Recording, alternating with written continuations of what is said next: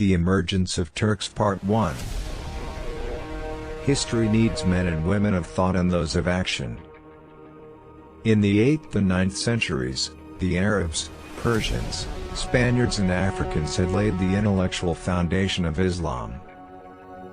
In the 10th century, the Turks provided the primal energy to renew Islamic civilization and supplied the men and women of action who propelled it for over 1,000 years.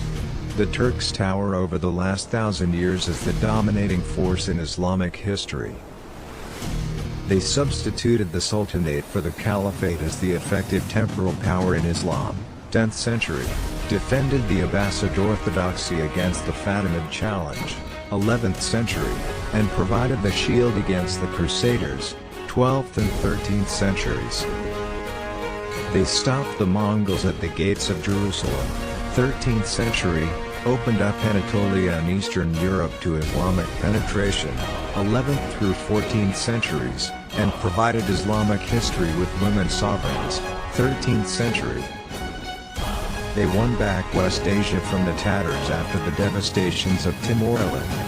15th century, captured the Byzantine capital of Constantinople in 1453 and advanced into Central Europe with the Siege of Vienna in 1526 and again in 1683.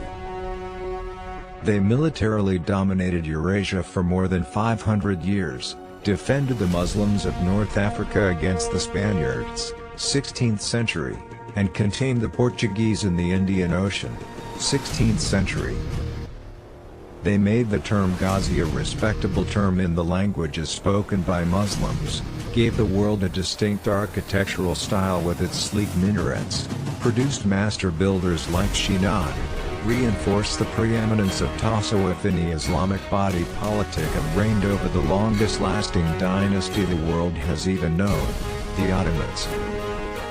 In the second half of the last millennium, 768 to 965, 3 mass conversions took place that sealed the fate of Eurasia. The Germans were inducted into the Latin Church, the Turks accepted Islam and the Russians chose the Eastern Orthodox faith. The history of the Old World during the last 1,000 years is but a footnote to these galactic events. Charlemagne, 768 to 814, played the first gambit in this global chess game.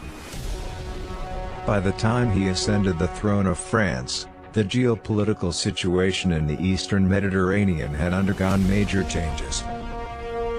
Byzantium had lost Egypt and Syria to the Muslims and was under pressure from the Lombards in northern Italy.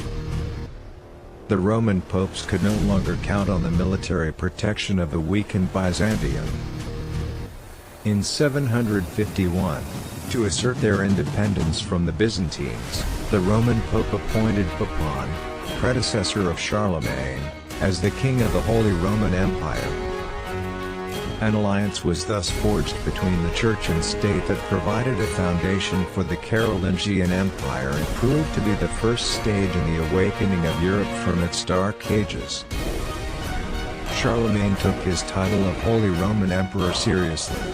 In 778, he launched a campaign against the Muslims in Spain. He had little success except in the border areas around Barcelona. Turning to the southeast, he overran the Lombards, captured a large treasure from them and used it to finance further conquests. Then he turned his attention to the northeast and occupied northern Germany. At its height, Charlemagne's empire, the Carolingian Empire, embraced France, Germany, Austria and northern Italy.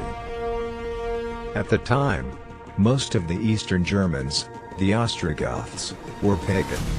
Charlemagne waged a relentless war against them, subduing and baptizing them with force.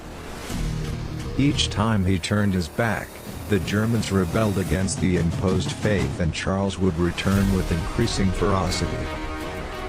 In one single campaign in the year 782, he killed over 4,000 Germans for their recalcitrance. It was not until 804 that Charlemagne's control of central and northern Germany was consolidated. and it was not until 100 years later that the combined power of Frankish arms and monastic priests finally succeeded in converting the Germans. Thereafter, starting with the 10th century, the Germans provided their immense energy for the revival of Western Europe and were in the vanguard of the Crusader armies in the 11th and 12th centuries.